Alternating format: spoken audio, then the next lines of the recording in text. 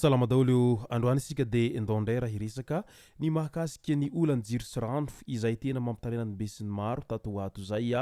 ary tsy vitsy amin'ireo vahoaka moa no tena misy mitroatra sy tezitra mihitsy manoloana an'izay tsy fampiny rano indrindraindrindra izay hita manerana ny nosy tato ato zay ka isany naneho ny heviny mahakasika an'izay resaky ny tsy fampiny rano fisotro madio sy ny filaharan-drano zay moa ny mpanakanto Dilaine izay isan'ny mpanakanto manana ny lazany na ao Madagasikara izany sy na ampitan-dranomasina ka ny pitsopitso ny mahakasika an'izay no fakafakaina amintsika ato anatin'ity video ity ka manasantsika rehetra anaraka an'ity video ity hatramin'ny farany azadino ny milaiky ny videontsika ary tsarovatra hatrany ny miabone amin'ny chaîne antsika mba ahafahanareo manaraka tsy tahapaka ny video zay lefa isan'andro eto tsy ampendrely isika fa avy hatrany tonga de vavany ndao ary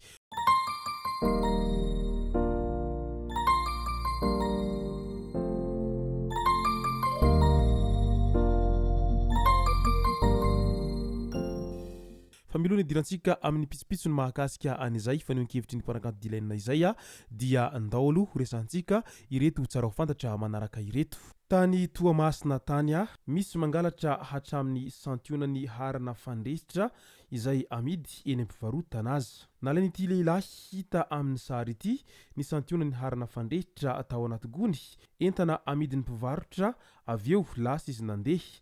Proof fa tena mahantra ny firenena ary tena sahirana ny vahoaka malagasy amin'izao fotoana izao satria na ny harina fandrehatra aza dia misy mangalatra eny amin'ny toeram-pivarotana an'izay harina fandrehatra izay. Soafilira Prince indray hatomboka amin'ny Jona 2024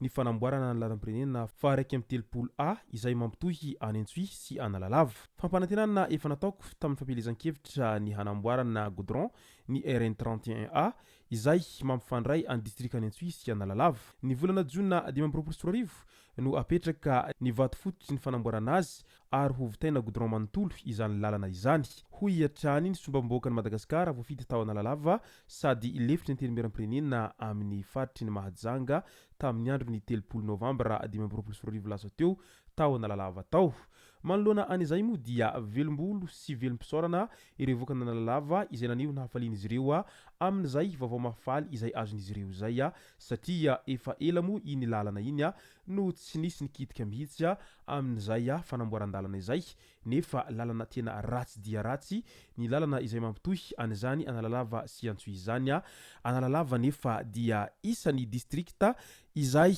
azo lazaina zokiny indrindra any amin'ny faritra Sofia iny ary tao no distrikta nahitana an'izany sekoly izany voalohany indrindra tany amin'ny faritra Sofia iny. Loza mampalahelo indray tao Antananarivo renivohitra tao tamin'ny zoma hariva tokony ho tamin'ny fitora tany hoany tao anatin'ny orambe iny no nitranga ny loza teny amin'ny faritry ny Ampefloha. Namoy ny ainy ny tovolahy iray sahabo ny 20 taona maty ny herinaratra ary niraikitra teo amin'ny andrinjiron'ny Jirama amoron-dalana mihitsy ity lehilahy ity. Niezaka nanavotra azy sy ny nanatry maso fa tsy tana ny ainy rehefa tonga teny amin'ny hopitaly. Olona maromaro ry zareo no nandalo teo mety hoe voakasika ilay andrinjiro satria vy io andrinjiro io. Niraikitra teo ilay havanay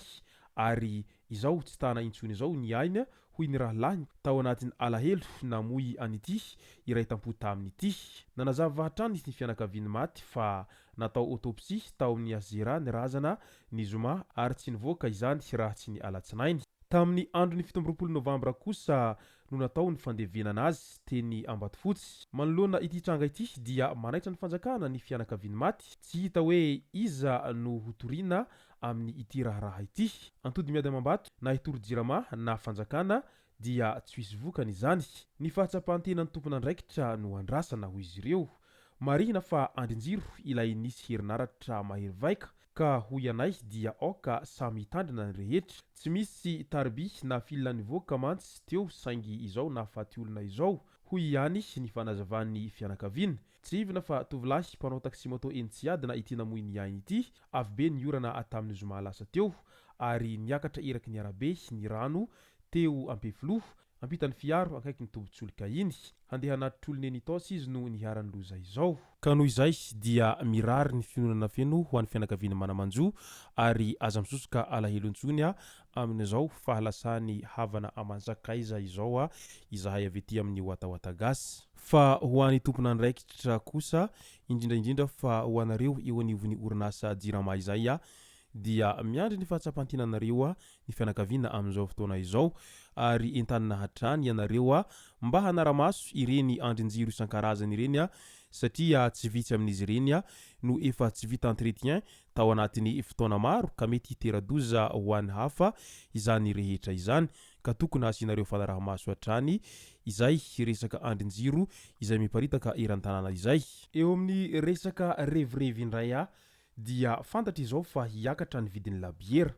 nampilaza ireo mpitantana trano fisotroana sy fivarotana madinika ireo zava-pisotro isan-karazany fa mety hiakatra ny vidin'ireo vokatra ireo manomboka amin'ny alatsinainy ho avy izao vinavinaina hiakatra ho 807 ariary ny vidin'ny tavoangina labiera izay misy labiera raha 507 ariary izany teo aloha izany hoe hiakatra 300 ariary avy isaky ny tavoangy izany manomboka amin'ny alatsinainy ho avy izao raha tsy misy ny fiovana ka dia mampiomana sy mankahery sahady ho anareo izay mpisotro anireny labiera sy ny isan-karazany ireny amin'izay fiakaran'ny vidin'izay izahay avy ety amin'ny Ouattouattagasy tranga hafakely indray tany ivelan'ny tany ireto couple ireto no Matteo sy Victoire izay couple transgenre moa izy ireo izany hoe i Matteo lehilahy amin'ny sary dia vehivavy teo aloha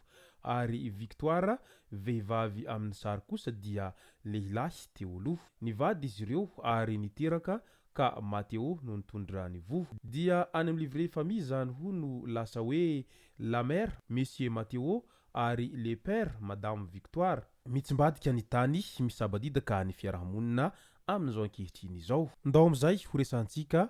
ny fanehoan-kevitry ny mpanakanto Dylaine manoloana an'izao tsy fampiny rano fisotro madio izay hita fa mampitarena ny besiny maro amin'izao fotoana izao ka nilaza mazava tsara ny mpanakanto Dylaine tao amin'ny pejiny tao fa ny tsy fisiny rano sao dia mihevitra ho stareo ho ineny mandehana milahatra rano ohatra ny zanak'olon-drehetra io ny fanehoan-kevitry ny mpanakanto Dylaine tao amin'ny pejiny tao mazava araka izany nitindry mpanakanto Dylaine ho ampitaina fa tsy mifidy sarangan'olona ny filaharana rano amin'izao tsy fampiny rano izay mahazo ny voaka malagasy rehetra izao na dia olon-tsotra ianao na mpanao politika ianao na dia mpanan-karena be ianao ary na dia olona kalazy ianao rehefa tsy misy ny rano ao an-tokantrano dia tsy maintsy milahatra rano toy ny olon-drehetra mba hahazo an'izay rano fisotro madio izay izay sy zay moa no masaka azonaroso tao anatin'ity video ity tomboky lasy tomboky vavy misaotratsika rehetra nanaraka an'ity video ity hatramin'ny farany aza dino ny milaiky ny videontsika ary tsarovatrany ny miabone amin'ny chaîne antsika mba ahafahanareo manaraka tsy tapaka ny video zay lefa isan'andro eto tomboky lasy tomboky vavy mankasitraka dia mirary soa